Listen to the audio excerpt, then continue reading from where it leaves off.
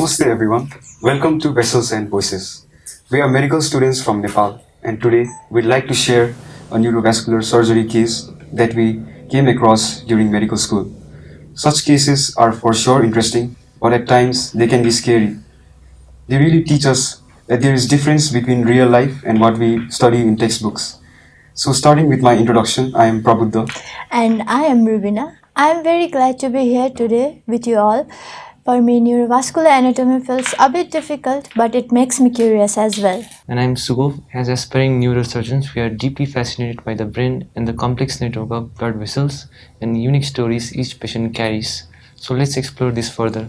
Why does neurovascular neurosurgery feel so challenging for us medical students? So, for me, it's because one small artery like middle cerebral artery is able to control our speech, movement, memories, personality, and how we feel day to day. It's amazing and also scary that these vessels and their branches are able to control so much of us. I feel the same. When we studied circle of Willis in the anatomy lab, it looked like nature's perfect design. True. These vessels essentially supply our consciousness. If one ruptures or gets blocked, the whole life of the person can change in an instant. I'm sure all of us must have some memorable experience of such cases. So, who would like to start first? So I'll start first. My most unforgettable case happened very recently.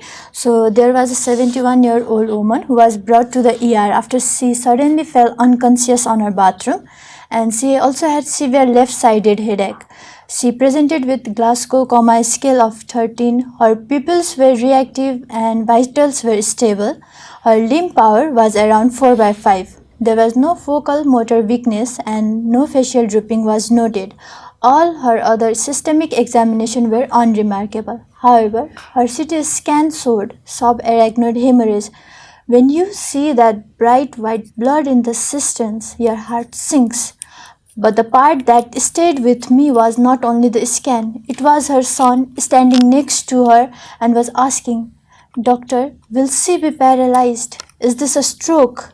Their fear, their worry, everything was about whether she would lose her normal life. She was started on nimodipine quickly to prevent vasospasm and was prepared for digital subtraction angiography to find the aneurysm. Watching how one small ruptured vessels can change the family's world, that really stayed in my mind. And apart from clinical aspect, there is the emotional pressure. Even for a student, when a neurovascular patient arrives, the whole room feels different. True, I was in the OT during an aneurysm clipping. The team was highly skilled and worked seamlessly together. Everyone was fully focused. And after surgery, when the patient finally wakes up and moves their fingers, even we feel relieved. I can't imagine the amount of stress a neurosurgeon carries. So, cases like Mrs. Shrestha remind me that we are not just treating the vessels, we are protecting someone's memories, their personality, and their identity as well. So, what do these stories teach us? For me, it teaches humility. Brain doesn't forgive small mistakes. Every decision matters. And communication is so important. The families dealing with subarachnoid hemorrhage and arteriovenous malformations, they are scared. They need clear explanations and emotional support, not just medical treatment. It's also about respect.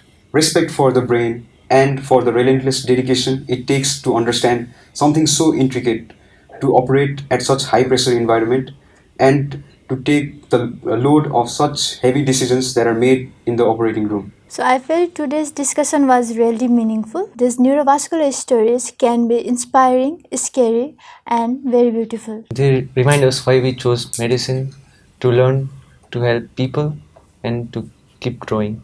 Thank you for listening to Vessels and Voices. We hope these stories make you curious about the amazing world of neurovascular surgery. See you next time.